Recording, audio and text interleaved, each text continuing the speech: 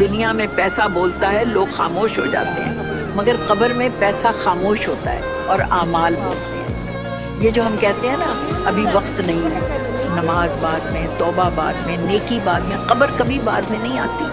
وہ قبر جہاں نہ بینک بیلنس کام آئے گا، وہاں عمل بولتا ہے اور بہانے دفن ہو جاتے ہیں۔ قبر میں صرف نیت زندہ رہتی ہے۔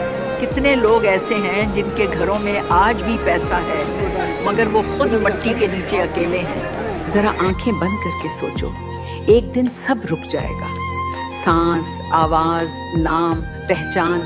قبر میں اندھیرا ہوگا، اکیلا پن ہوگا اور سوال ہوں گے، تب نہ نوٹ بولیں گے، نہ بینک بیلنس، نہ کوئی سفارش۔